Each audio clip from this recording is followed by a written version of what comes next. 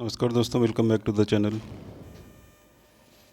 दोस्तों, आज की क्लास में हम लोग 10 और 11 सितंबर की करंट अफेयर को एक साथ डिस्कस करेंगे। और इसके पहले कि अगर आपने वीडियो नहीं देखी तो जा करके वीडियो ज़रूर देखें। और अगर आप इसका पीडीएफ लेना चाहते हैं तो टेलीग्राम चैनल को ज्वाइन कर सकते हैं हमारे। वहाँ से डेली हैंड रिटन नोट्स के रूप में पीडीएफ आपको मिलती रहेगी। दोस्तों, यहाँ पे कई बच्चे हिंदी और इंग्लिश दोनों के होते हैं, तो इसलिए मैंने क्वेश्चन को मिक्स लिखा है, मतलब हिंदी में और इंग्लिश दोनों में मिलाकर लिखा है, ताकि किसी को समझने में दिक्कत ना हो। पहला क्वेश्चन यहाँ पे ध्यान रखिएगा, हिमालय दिवस 2022 किस दिन 2022 में मनाया गया? 9 सितंबर को हिमालय दिवस मनाया गया, 9 सितंबर को।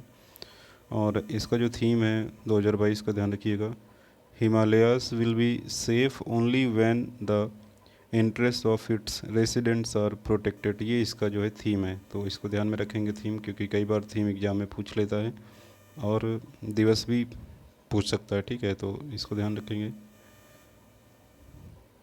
वर्ल्ड सुसाइड प्रिवेंशन डे मनाया गया 10 सितंबर को। वर्ल्ड सुसाइड प्रिवेंशन डे मनाया गया 10 सितंबर को। और इसका जो थीम है, ध्यान रखिएगा, 2022 का, क्रिएटिंग होप थ्रू एक्शन, ये इसका थीम है। अगला क्वेश्चन देखते हैं। एक बुक है यहाँ पे लिखी गई है, जो कि पवन सी लाल ने लिखी है, जो कि सीनियर जर्नलिस्ट हैं, ध्यान रखिएगा, इनके द्वारा इस किताब को लिखा गया है। किताब का नाम है forging metal, Nripendra Rao and Pennar story, ये किताब का नाम है, और इसको लिखा है पवन सी लाल, जो कि एक सीनियर जर्नलिस्ट हैं। ऑस्ट्रेलिया के कैप्टन जिन्होंने अभी संन्यास लेने की घोषणा कर दी है वनडे इंटरनेशनल क्रिकेट मैच से, ध्यान रखिएगा, जिनका नाम है एरोन फिंच।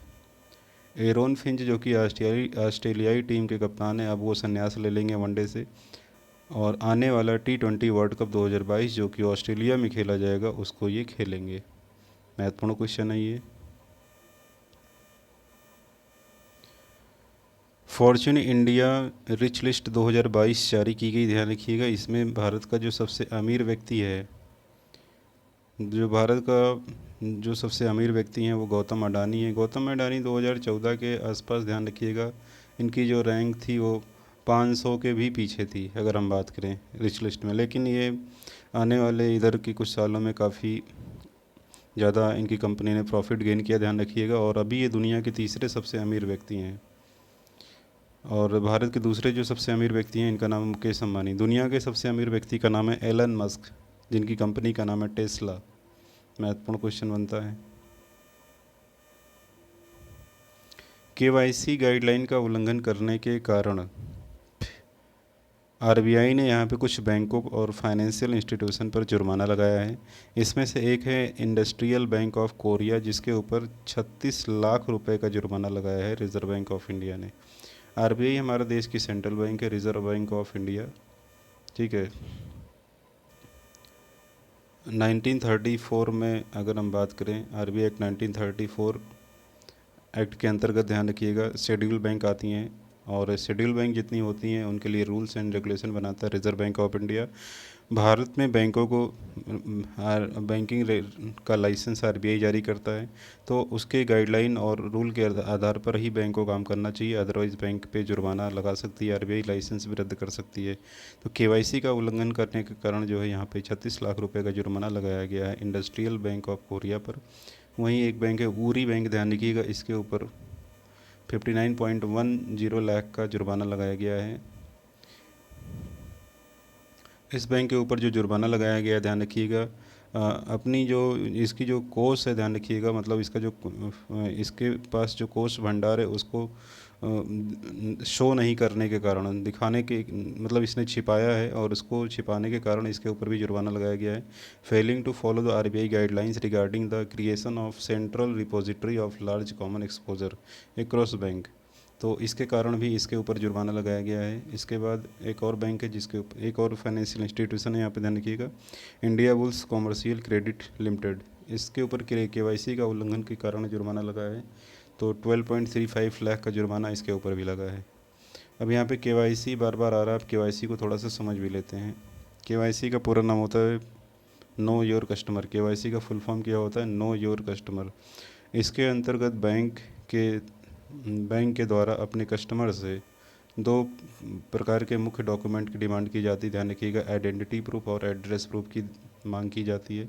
किस लिए मांग की जाती है? ताकि बैंक में होने वाले फ्रॉड और मनी लॉन्ड्रिंग जैसी गतिविधियों को रोका जा सके, अवैध लेन देन और संदिग्ध लेन देन को रोका जा सके। ठीक है, तो इसके लिए केवाईसी आवश्यक हो जाता है, और जो बैंक या फाइनेंशियल इंस्टीट्यूशन इसको फॉलो नहीं करती, आरबीआई इसके ऊपर जुर्माना लगाता है। तो यहाँ पे जैसे बैंक किन किन डॉक्यूमेंट की डिमांड कर सकता है, इसके अंतर्गत आपसे आईडी प्रूफ की डिमांड कर सकता है, एड्रेस प्रूफ की, और रिसेंट फ़ोटोग्राफ की डिमांड कर सकता है। केवाईसी फॉर्म भरवाया जाता है, ध्यान रखिएगा, बैंक के द्वारा।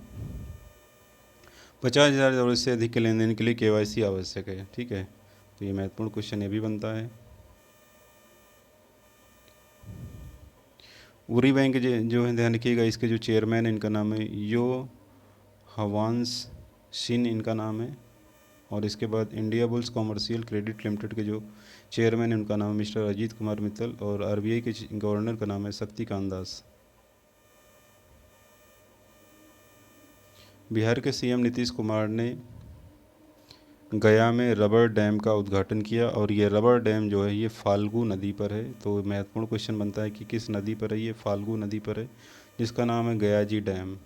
तो इस प्रकार का भारत का जो सबसे बड़ा रबर डैम है, इसका उद्घाटन किया गया यहाँ पे, और इसको बनाने में लगभग 324 करोड़ रुपए खर्च हुआ है, इस ब्रिज को बनाने में। बिहार के जो गवर्नर हैं उनका नाम है फागू चौहान। बिहार के गवर्नर हैं फागू चौहान। अगला क्वेश्चन है, उड़ीसा की सरकार ने छाता योजना लॉन्च की। छाता योजना जो है, ध्यान रखिएगा, जिसका पूरा नाम है community harnessing and harvesting rain water artificially from terrace to aquifer. तो देखो, छाता योजना जो है ये इसका मुख्य उद्देश्य है जल संचय करना। जल संचय करना, तो जल संचय कैसे होगा? जो वर्षा का पानी होता है, ध्यान रखिएगा, उसको संग्रहित किया जाएगा, और उसको संग्रहित करने के बाद उस पानी को यूज किया जाएगा। तो इसका मुख्य उद्देश्य है जो भूजल स्तर है उसको बेहतर बनाने के लिए, क्योंकि पानी की कमी है, और पानी की कमी की वजह से, बरसात ना होने की वजह से जो वाटर लेवल है, ध्यान रखिए, ग्राउंड वाटर लेवल जो है वो नीचे चला जाता है। तो पानी जो है ट्यूबवेल और नल से नहीं निकलता है। तो जब पानी स्टोर करके रखा जाएगा तो वो पानी जो है ज़मीन के अंदर भी रिस करके जाएगा, और उस पानी को जो है जो स्टोर किया जाएगा उसको खेतों में सिंचाई के लिए भी और पीने के लिए भी यूज़ किया जा सकता है। तो छाता योजना जो है उड़ीसा की सरकार ने लॉन्च किया है। उड़ीसा के जो कि मुख्यमंत्री हैं नवीन पटनायक। उड़ीसा के गवर्नर का नाम है गणेशी लाल। तो ये महत्वपूर्ण क्वेश्चन है कि छाता योजना किस सरकार ने लॉन्च की है? उड़ीसा गवर्नमेंट ने लॉन्च करी है। अगला क्वेश्चन आता है, छत्तीसगढ़ में 2 नए ज़िले बने हैं, ध्यान रखिएगा, 32वां और 33वां जिला, कुल मिला के 33 ज़िले हो गए हैं छत्तीसगढ़ में। तो छत्तीसगढ़ में जो ज़िले हैं, ध्यान रखिएगा, मनेन्द्रगढ़ और चिरमिरी, भरतपुर, इसके बाद 33वां जिला है शक्ति जिला। तो ये 2 ज़िले बने हैं। कुल ज़िलों की संख्या छत्तीसगढ़ में हो गई है 33 ज़िले। महत्वपूर्ण क्वेश्चन अभी बनता है। छत्तीसगढ़ के सीएम भूपेश बघेल हैं, ध्यान रखिएगा आप लोग।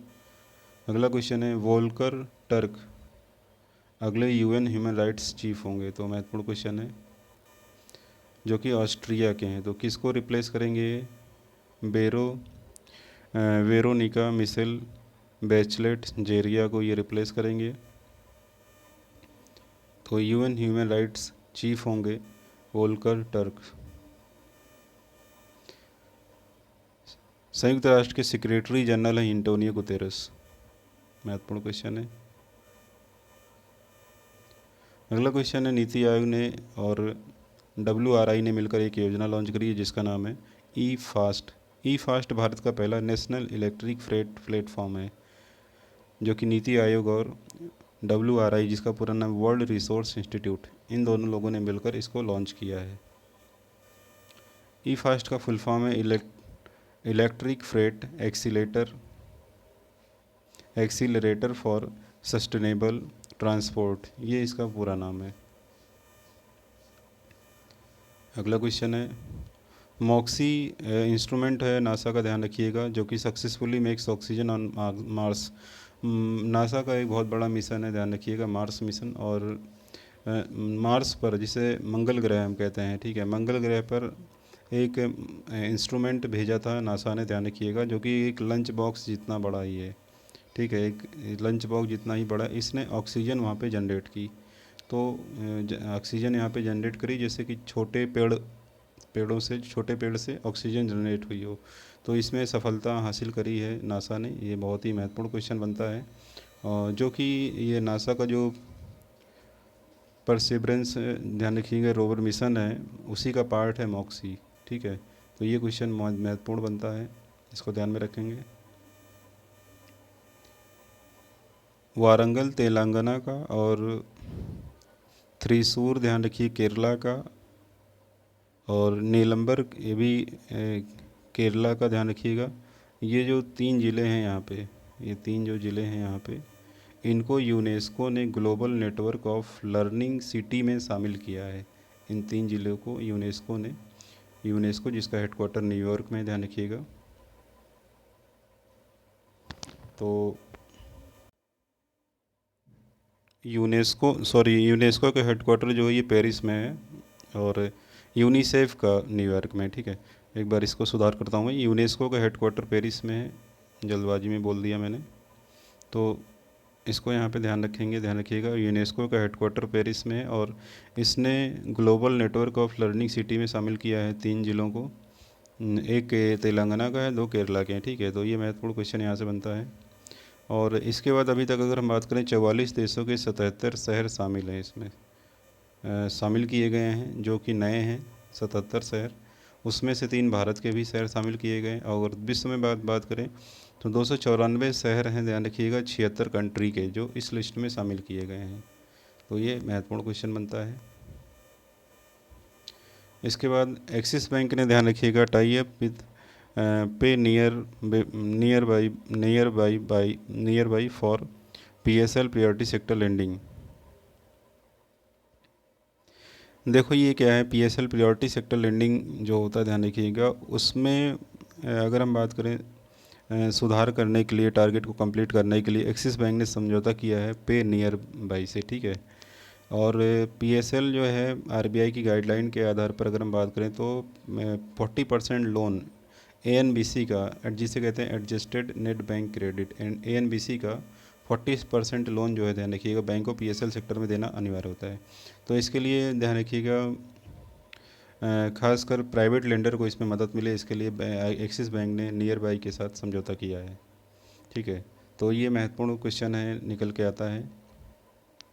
प्रायोरिटी सेक्टर में जैसे बात करें, आपका हाउस लोन हो गया, एग्रीकल्चर हो गया, MSME हो गया। ठीक है, ऐसे लोन आते हैं जो कहीं ना कहीं लोगों की मुख्य ज़रूरतें पूरी करते हैं। तो RBI की गाइडलाइन है, PSL में लोन देना अनिवार्य हो जाता है बैंकों के लिए।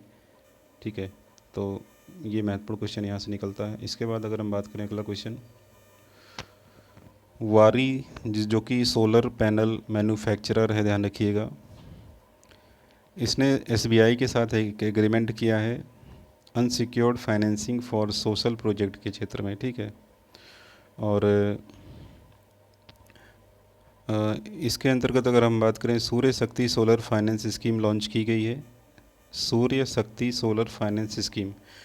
तो सोलर के लिए अगर हम बात कर लें, ध्यान रखिएगा, यहाँ पे लोन उपलब्ध कराया जाएगा। और सोलर पैनल जो है, ध्यान रखिएगा, इस क्षेत्र में सबसे ज़्यादा काम करती है वारी नामक कंपनी, जो कि इसकी मैन्युफैक्चरर है। तो इन दोनों ने मिल करके एक एग्रीमेंट साइन किया है, जो कि सोलर पैनल फाइनेंसिंग में मदद करेगा। अगला क्वेश्चन है, HDFC बैंक ने, ध्यान रखिएगा, बैंक ऑन व्हील्स स्टार्ट किया है। बैंक ऑन व्हील्स का मतलब होता है एक चलती फिरती वैन होती है, ध्यान रखिएगा, उसी पर बैंकिंग सेवा उपलब्ध कराई जाती है उसके द्वारा। तो बैंक ऑन व्हील्स जो है ये गुजरात में लॉन्च किया है HDFC बैंक ने। ठीक है, HDFC बैंक, ये जो सर्विस है ये रूरल बैंकिंग सर्विस के लिए उपलब्ध होगी, रूरल एरिया में बैंकिंग सर्विसेज इसके द्वारा उपलब्ध कराई जाएगी। ठीक है, क्योंकि बैंक जो है कभी कभी अगर हम बात करें आज के समय में रूरल क्षेत्र में नहीं पहुंच पाता है, तो बैंक ऑन व्हील्स से आसानी से वहां तक अपनी सर्विसेज पहुंचा सकता है।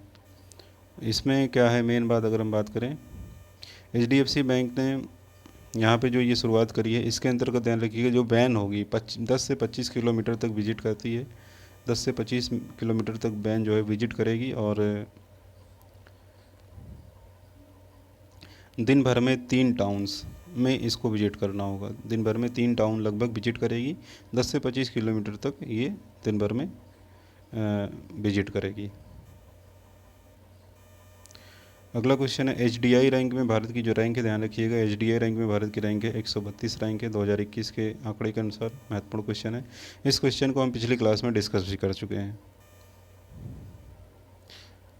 टीबी मुक्त भारत जो है वो कब तक होगा, ध्यान रखिएगा 2025 तक। इसके लिए प्रधानमंत्री टीबी मुक्त योजना जो है लॉन्च करी गई द्रौपदी मुर्मू के द्वारा। तो 2025 तक भारत को टीबी मुक्त करने का लक्ष्य निर्धारित किया गया। इसके बाद गरीबी दूर करने का जो लक्ष्य है निर्धारित किया गया संयुक्त राष्ट्र के द्वारा, UN के द्वारा। संयुक्त राष्ट्र का गरीबी दूर करने का जो लक्ष्य है 2030 तक गरीबी को दूर करना है।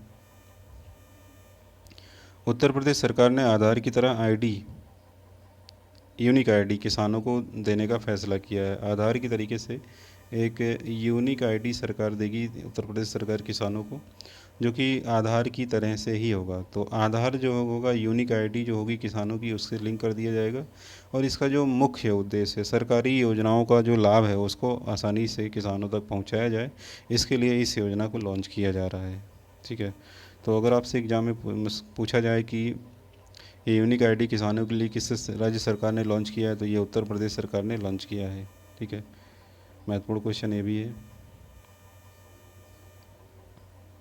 अगला क्वेश्चन है Lords Mark insurance services direct insurance brokers, इसने ध्यान रखिएगा लाइसेंस प्राप्त किया है IRDAI से। ठीक है, जिसे IRDA भी कहते हैं। IRDA से लाइसेंस प्राप्त किया है इस कंपनी ने, क्योंकि भारत में जितनी भी इंश्योरेंस कंपनियां हैं, चाहे वो लाइफ इंश्योरेंस हो या जनरल इंश्योरेंस हो, उनको सभी को रेगुलेट करती है IRDAI। ठीक है, insurance regulatory and development authority of India, सभी की रेगुलेटरी अथॉरिटी है। तो भारत में अगर आपको बीमा का कारोबार करना है तो IRDAI से लाइसेंस लेना अनिवार्य है। जैसे RBI से बैंकिंग का लाइसेंस लेना अनिवार्य है, स्टॉक मार्केट में काम करने के लिए सेबी से लाइसेंस लेना अनिवार्य है। ठीक है, उसी प्रकार से इंश्योरेंस क्षेत्र में काम करने के लिए IRDAI से लाइसेंस लेना अनिवार्य है। और अगर पेंशन कंपनी की बात करते तो PFRDA होती है। PFRDA जो कि पेंशन कंपनियों की रेगुलेटरी अथॉरिटी होती है। ठीक है, तो इस तरीके से यहाँ पे अलग अलग रेगुलेटरी अथॉरिटी जो सभी को कंट्रोल करती है। तो ये इंश्योरेंस का लाइसेंस इसको मिलेगा, जिसका हेड IRDA के बारे में थोड़ा सा जान लेते हैं। IRDA का जो हेडक्वार्टर है हैदराबाद में है। IRDA का हेडक्वार्टर हैदराबाद में है। देवाशीष पांडा, ध्यान रखिएगा, इसके हेड हैं और इसकी स्थापना 1999 में हुई थी। तो देवाशीष पांडा इसके हेड है, ध्यान रखिएगा यहाँ पे DA होगा देवाशीष पांडा। तो IRDA का जो हेडक्वार्टर ध्यान रखिएगा हैदराबाद में, इसके हेड हैं देवाशीष पांडा और इसकी स्थापना 1999 में हुई थी, 1999, जो कि इंश्योरेंस कंपनी की रेगुलेटरी अथॉरिटी है। तो ये महत्वपूर्ण क्वेश्चन बनता है। आज बहुत ही इंपॉर्टेंट क्वेश्चन है। अगर हम बात करें तो पूरे क्वेश्चन को आप अच्छे से देखें और इसके PDF डाउनलोड करने के लिए आप टेलीग्राम ग्रुप को ज्वाइन कर लें, ताकि डेली का PDF वहाँ पे पोस्ट किया जाता है। क्लास में यदि आप नए हैं, ध्यान रखिएगा, तो क्लास को चैनल को सब्सक्राइब कर लें, बेल आइकन को प्रेस करें। क्लास को ज़्यादा से ज़्यादा अपने मित्रों दोस्तों तक शेयर करें ताकि वो सभी भी जुड़ सकें। तो दोस्तों ये सभी क्लास जो है ये आने वाले बैंक एग्ज़ाम जो है सभी बैंक एग्ज़ाम को लेकर के क्वेश्चन तैयार किया गया है, ताकि आपको ज़्यादा से ज़्यादा हेल्प मिले GA में। क्योंकि जनरल अवेयरनेस में ज़्यादातर बैंकिंग, फाइनेंस और इन सबसे रिलेटेड क्वेश्चन ज़्यादा पूछता है, तो उसी के आधार पर लगभग ये क्लास में क्वेश्चन रखे गए हैं ताकि आपको ज़्यादा से ज़्यादा हेल्प मिले। तो इस क्लास में फ़िलहाल अभी इतना ही। धन्यवाद।